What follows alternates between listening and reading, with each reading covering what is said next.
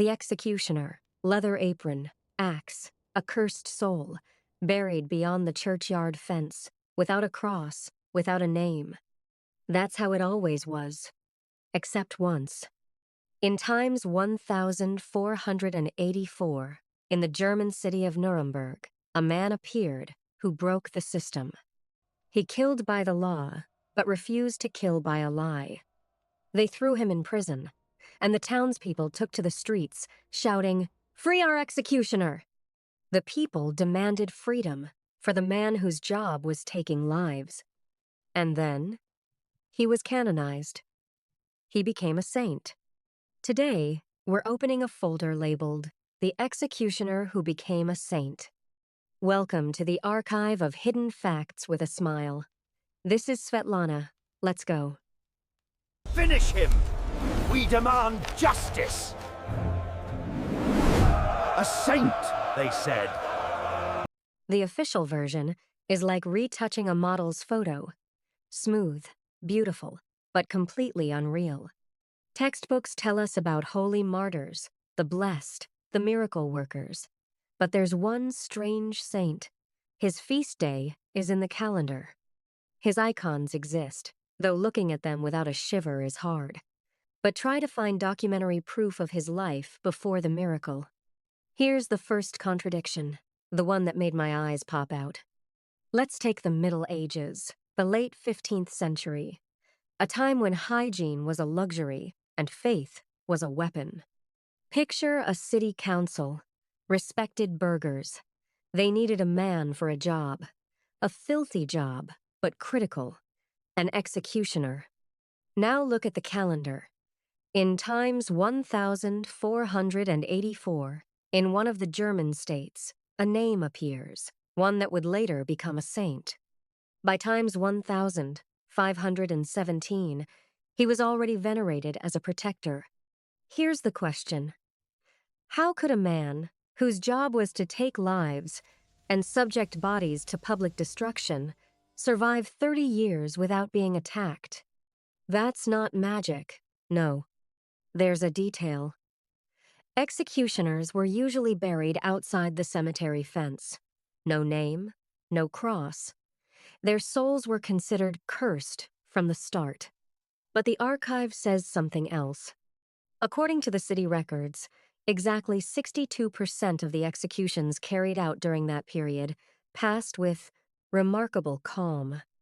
No riots, no attempts to free the condemned. The people stood and watched in silence. Moreover, after each execution, prayers for the dead were ordered in churches for the soul of the executioner. Official history says he was canonized for posthumous healing miracles. But here's my irony. Who counted the miracles during his lifetime? The fact that he managed not to die of plague while working in bloody filth, isn't that a miracle in itself?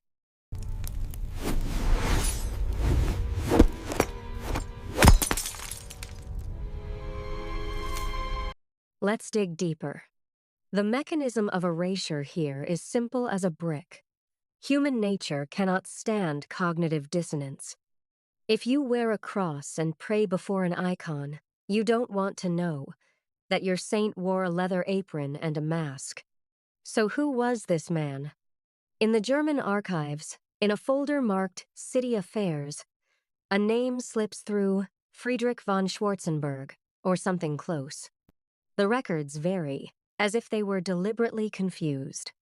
He wasn't just an executioner. He was the city executioner, and an intellectual. Paradox, right?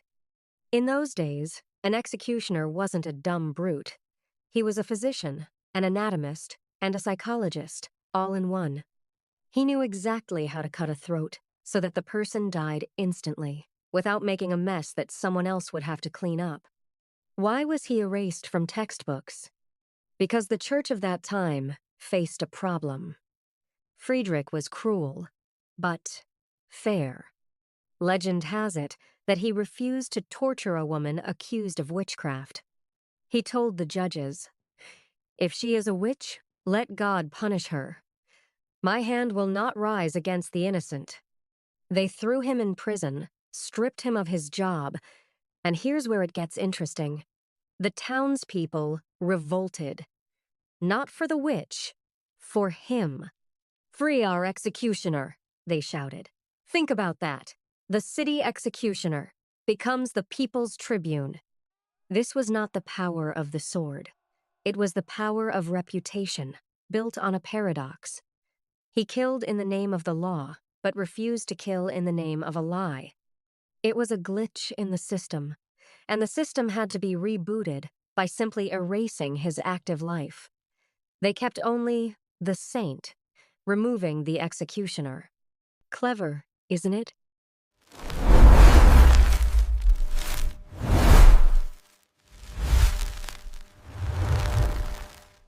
Now let's put on our historical sociology glasses. There's a term, perceptual dissonance. Physically, our brain cannot hold two mutually exclusive images of the same person. You're either bad or good, a villain or a hero. But facts are stubborn things. Friedrich was also a dentist, seriously. Many executioners of that time had medical training because they knew bone structure better than any physician. They could set dislocations and pull teeth without sepsis. Picture this. In the morning, he chops off a head, and in the evening, he treats the mayor's toothache. The convenient lie says these are two different men, but the archive says it's the same man. Let's connect the dry data. 1,492. The city of Nuremberg. A payment record for the executioner, 20 guilders. And 3 lines down, another entry, a donation for the construction of a chapel. The amount, exactly 20 guilders. He gave everything he earned from this trade to churches whose doors were closed to him in life. He was building a place for his soul, a soul the world had already condemned. This was not a dumb brute. This was a deep philosopher who understood he was the filth of this world so that others could remain clean. Why does the mind choose the lie? Because honesty requires courage. To admit that a saint could be an executioner is to admit that killing can be an act of mercy in a certain context. Too complicated. The brain is lazy. It's easier to say, no, he was just a simple martyr, killed by villains. But the archival dust screams, no, he was an executioner himself, and he remained a saint.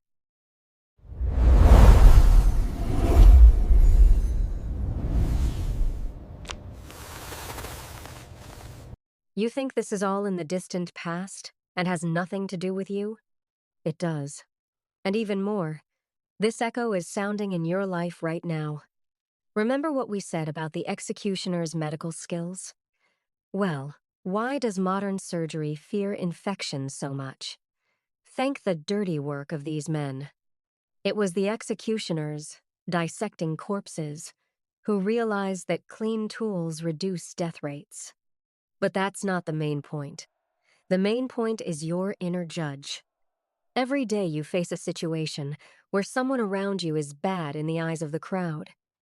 But you know that inside, they're a human being. You use this every day. The mechanism of choice. When you decide who deserves your time and who doesn't, you're using the same logic as the inquisitors who erased Friedrich. Friedrich von Schwarzenberg became the patron saint of surgeons and prisoners. Two such different categories of people. Think about that the next time you sip your tea. The executioner who prayed for those he killed. The saint who asked forgiveness from his victims. Isn't that the perfect formula for strength of spirit? We're used to dividing the world into black and white, but in this folder, something else has been revealed to us. The truth is always gray, and it's so alive that we're afraid to touch it. Every time you pass judgment on another person, at work or on social media, ask yourself, aren't you becoming the same judge who ordered a prayer for the executioner? Your life is also an archive, and it has pages you're trying to hide. But those are the most important ones.